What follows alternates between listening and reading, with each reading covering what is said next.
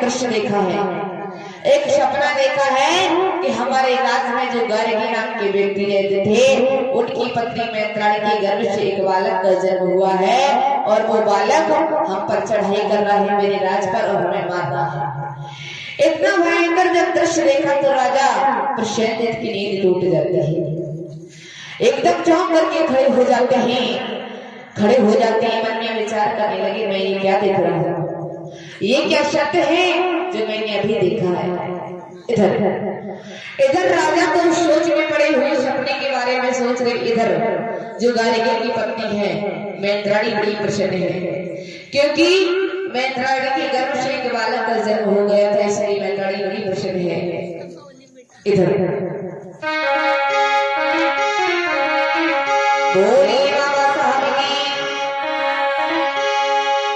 माता बहनों को नींद आ गई है।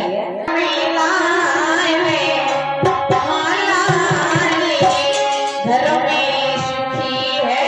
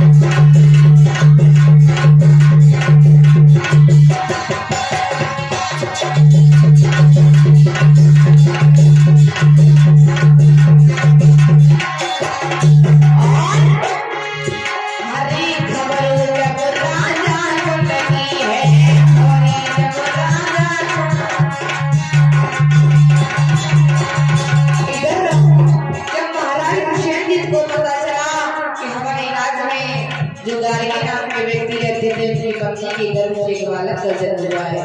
राजा बड़े क्रोधित होते हैं, अरे खबरी जब राजा को लगी है, राजा अपनी नाम गयो है।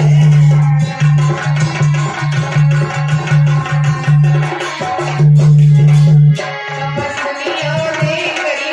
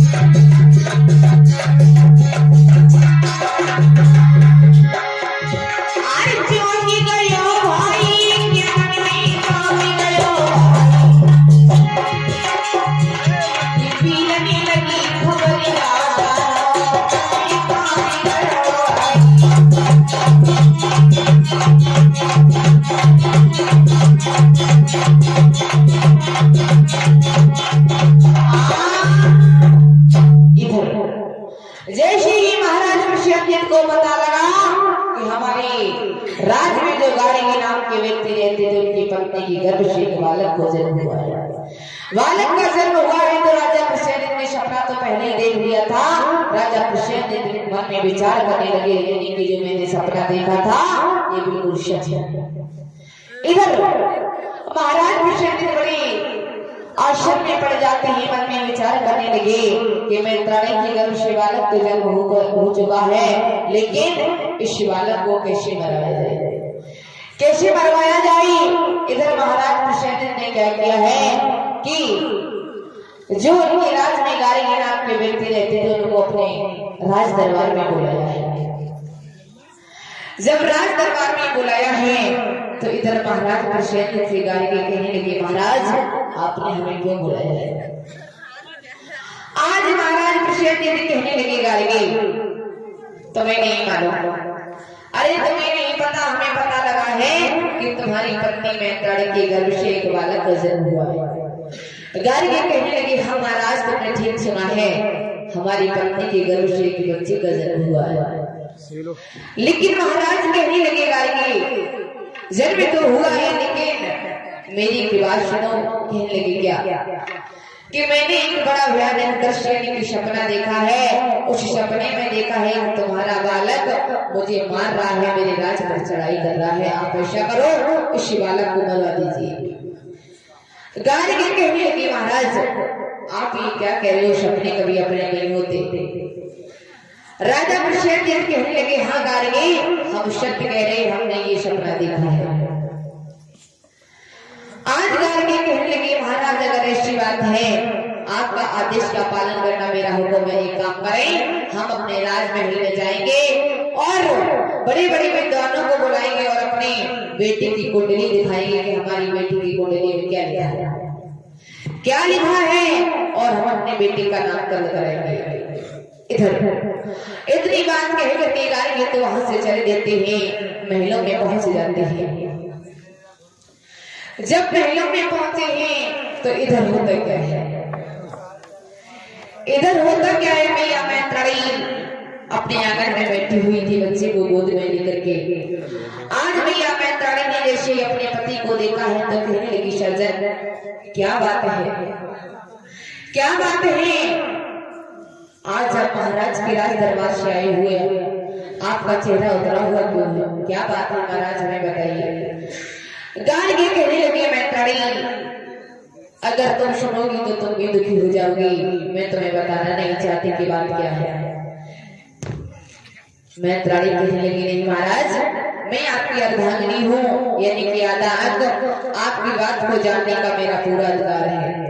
आप मुझे बताइए आखिर बात क्या है जो आप मुझे बता नहीं देंगे। तो बोली है सुनो।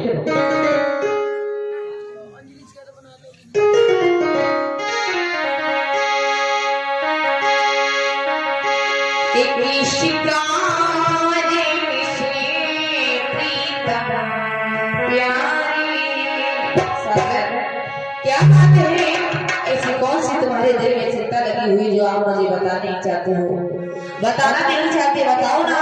बोले कि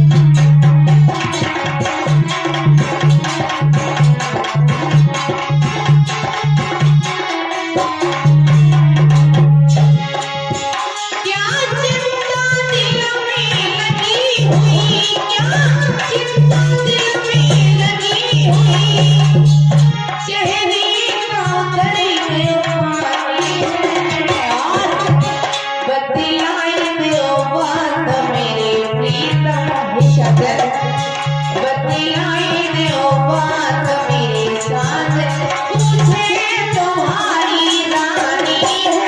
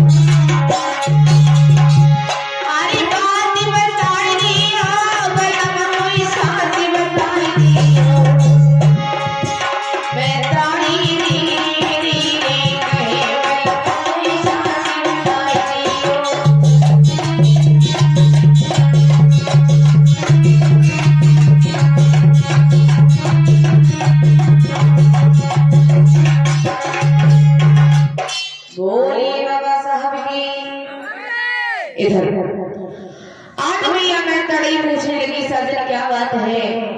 मैंने देखा है आपका चेहरा उतरा हुआ है, क्या बात है? गाड़ी कहने लगी मैं तड़ी, तुम्हें नहीं मालूम, तुम्हें नहीं पता। कहने लगी साजन क्या नहीं मालूम? अरे पूरी बात बताइए, आखिर बात क्या है? ऐसी कौन सी बात है जो आप हमें बताना नहीं चाहते? गार्गी कहने लगी सुनो, तुम्हारे गर्भ से जो बालक का जन्म हुआ है, महाराज कृष्ण को पता लगा है कि हमारी पत्नी के गर्भ से जन्म हुआ है, लेकिन हमारे महाराज कृष्ण ने एक सपना देखा है। कहने लगी क्या सपना देखा है महाराज बताओ?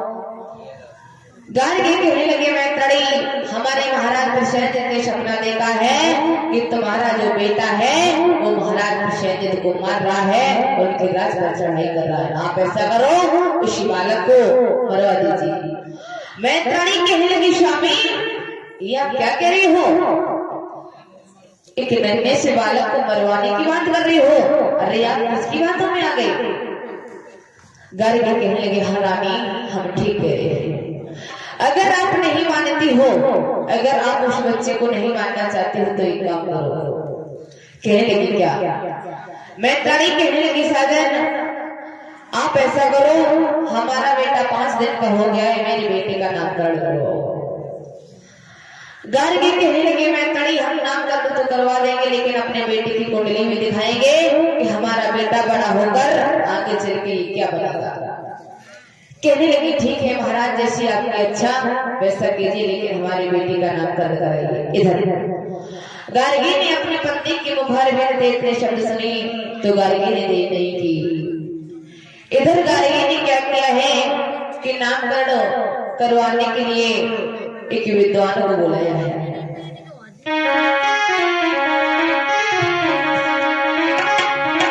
इधर गार्गी जो है विद्वान को बुलाने के लिए अपने बेटे का नामकरण करवाने के लिए लेने के लिए चली है।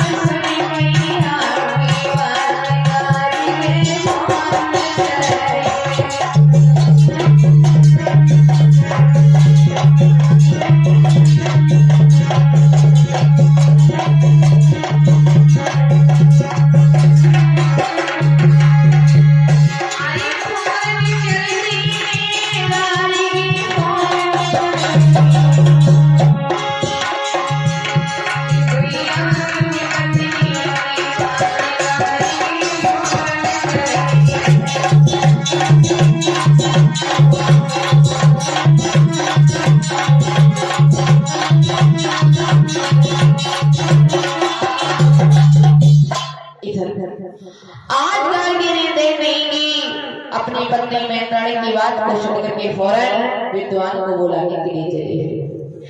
विद्वान को बुलाने के लिए चले हैं और एक विद्वान के समक्ष में पहुंच जाते हैं। जब पहुंच जाते हैं विद्वान को झुक करके प्रणाम करते हैं। विद्वान कहने लगे मंगल हो बेटा, कहो कैसे आना हुआ। कहने लगे महाराज हमारे घर में एक बेटी का जन्म हुआ है।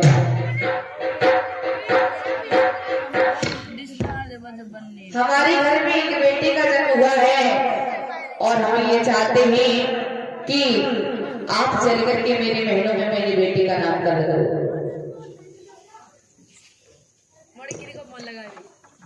इधर आया लाइट में, इधर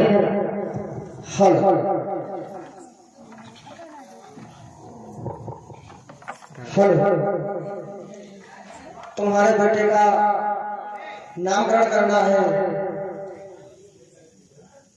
हाँ चलो इधर।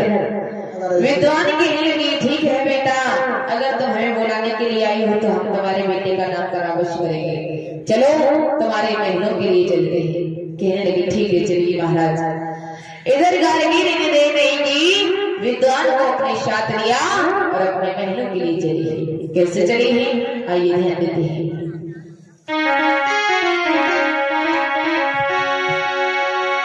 विद्वान साथ में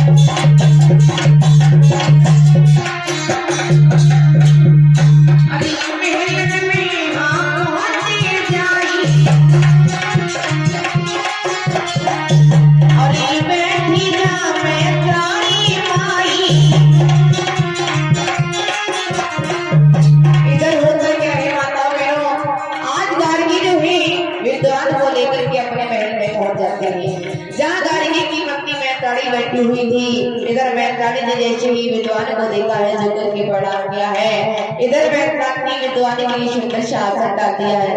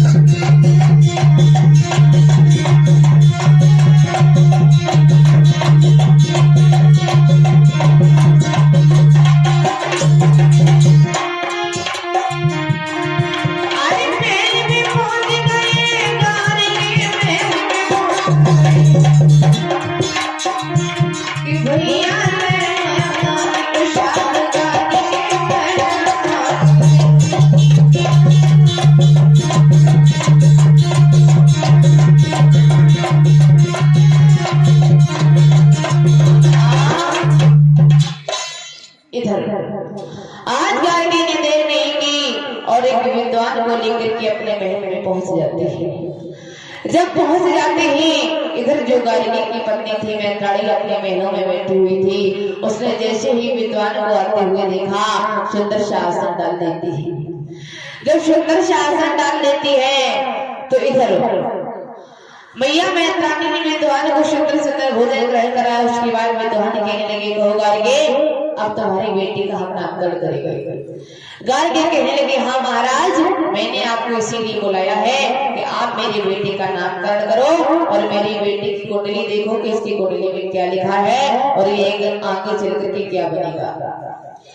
विद्वान कहने लगे, ठीक है गार्गी, अगर तुम्हारी ऐसी इच्छा है तो हम पहले नामकरण करेंगे, उसके बाद तुम्हारी बेटी की कुंडली देखेंगे कि तुम्हारा बेटा आगे चल करके क्या बनेगा। कहने लगे, ठीक है।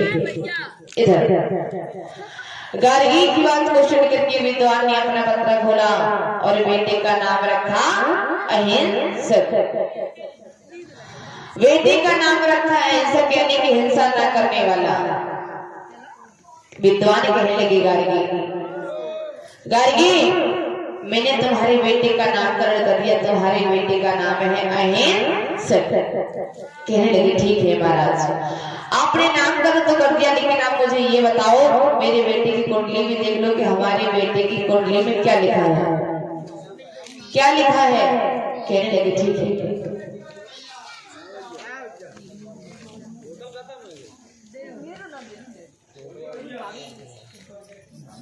इसी बीच में हमारी बड़ी बहन परम सत्य खुशबू, इनकी तरफ से 50 रुपए धर्मदान आई है। जय मंगलो बहन जी का, भगवान बुद्ध की दया हो, बड़ा हो। एक बार इनका तालियों के साथ स्वागत करें सभी लोग। इधर आज विद्वान ने जैसे ही बेटे का नाम अहिंसक रखा है तो गार्गी कहने लगे, महाराज, आपने नाम तो रख दिया, लेकिन इतना भी बता दो कि हमारी बेटी की कुंडली में देख करके हमारा बेटा आगे चल करके क्या बनेगा। विद्वान कहने लगे, गार्गी, चिंता मत करो, बिल्कुल चिंता मत करो, हम अभी तुम्हें देख करके बताते हैं कि तुम्हारा बेटा अपने भविष्य में आगे चल करके क्या बनेगा। कहने लगे, ठीक है। इधर विद्वान ने फिर अपना पत्र खोला और उस बेटे की कुंडली को देखा। कुंडली को जब देखा तो देखते ही रह गए। जब देखते ही रह गए तो गार्गी कहने लगे, महाराज, क्या बात है, बहुत देर हो गई, बताइए मेरी बेटी की कुंडली में क्या लिखा है। विद्वान उठ करके खड़े हो जाते हैं। कहने लगे, गार्गी, कुछ मत पूछो, कुछ मत पूछो। गार्गी कहने लगी, कुछ मत पूछो, इसका मतलब क्या है महाराज, साथ साथ बताइए। विद्वान कहने लगे, गार्गी, तुम्हारे कहने के अनुसार तुम्हारे कहने के मुताबिक मैंने तुम्हारी बेटी का नाम कर दिया, लेकिन जब मैंने इसकी कुंडली में देखा तो इसकी कुंडली तो कुछ और बता रही है। गार्गी कहने लगे महाराज आप साफ बताओ क्या लिखा है। कहने लगी सुनो,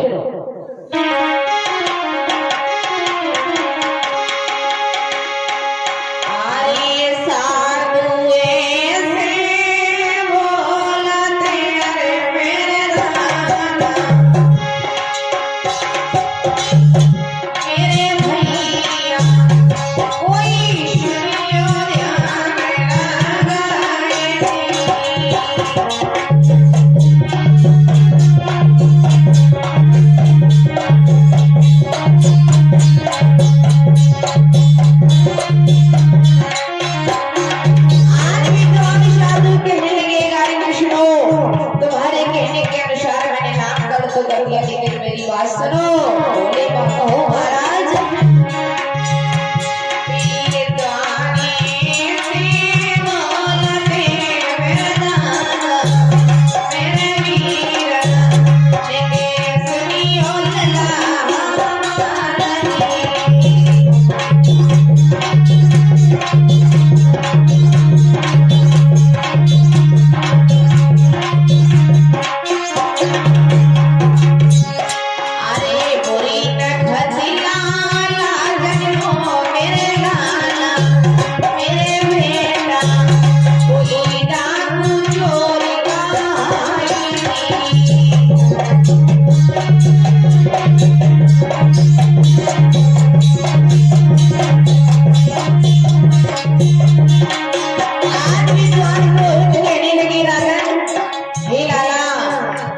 तुम्हारे घर में इस बच्चे का जन्म हुआ है, लेकिन बुरी नमत में हुआ है।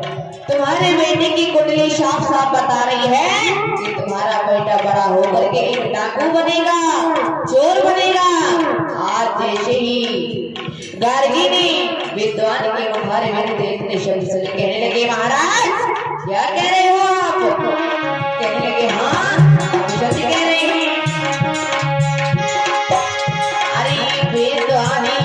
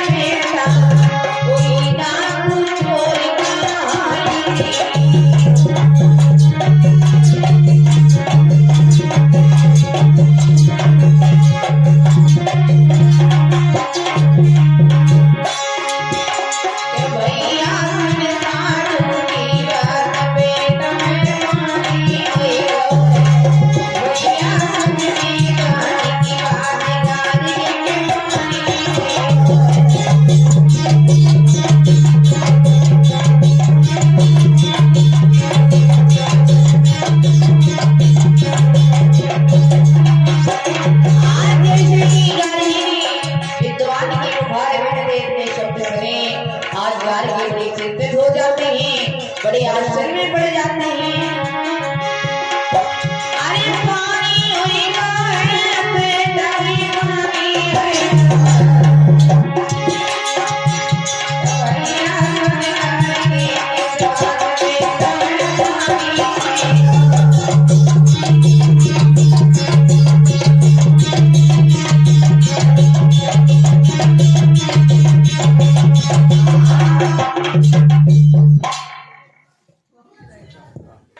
इधर आज विद्वान ने कहा है कि गार्गी मैंने तुम्हारे बेटे का नामकरण तो कर दिया है, लेकिन तुम्हारे बेटे की जब मैंने कुंडली देखी तो उसमें पता चलता है कि तुम्हारा बेटा आगे चल करके बहुत बड़ा खूंखार डाकू बनेगा। आज गार्गी ने जैसे ही विद्वान के मुखार बंद पे इतने शब्द सुने, कहने लगे महाराज क्या कह रहे हो, आपको शर्म नहीं आती। आप ये कह रहे हो कि हमारा भी बेटा 5 दिन का है और आप कह रहे हो कि हमारा बेटा चल करके डाकू बनेगा। विद्वान कहने लगे बेटा बेटा ये हम नहीं कह रहे, ये तुम्हारे बेटे की कुंडली बता रही है, ये मैं नहीं कह रही। तो गार्गी कहने लगे महाराज तो इसका क्या उपाय है? विद्वान कहने लगे अब हम क्या बताएं इसका क्या उपाय है, जो मैंने पढ़ा देखा वो मैंने आपको बता दिया। आज इतने शब्द कह करके विद्वान तो वहां से चले जाते हैं, इधर जो गार्गी हैं वो बड़ी आश्चर्य में पड़ जाते हैं, बड़े आश्चर्य में पड़ जाते हैं। मन में विचार करने लगे कि हमारे महाराज कृष्ण ने जो सपना देखा था वो सत्य था, यदि कि यही बेटा मेरा हिंसक आगे चलकर के डाकू बनेगा और मेरे महाराज कृष्ण की हत्या करेगा, आक्रमण करेगा और मेरे महाराज को मारेगा, यदि कि हमारे महाराज ने जो सपना देखा था एकदम सच है।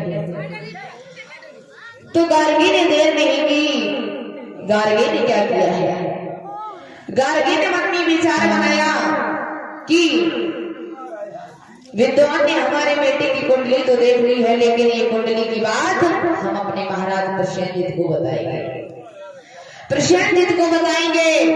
इधर गार्गी ने देख नहीं की, आज महाराज प्रसेनजीत के राज के लिए प्रस्थान करते हैं। गार्गी मन में बड़े बड़े विचार हैं कि हमें ये बात दिल में नहीं रखनी चाहिए, अपने महाराज को जाकर तुरंत बतानी चाहिए। इधर चले गए गार्गी, बड़े दुखी हैं, बड़ी मन में चिंतित है, मन में विचार कर रहे हैं आखिर क्या होगा।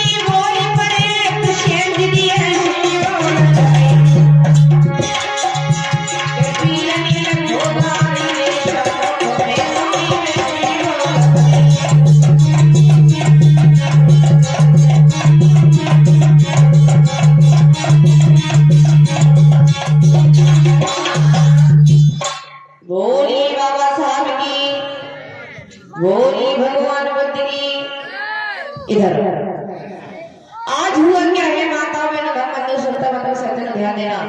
इधर आज गार्गी ने देर नहीं की, विद्वान की बात को सुनकर तंत्र महाराज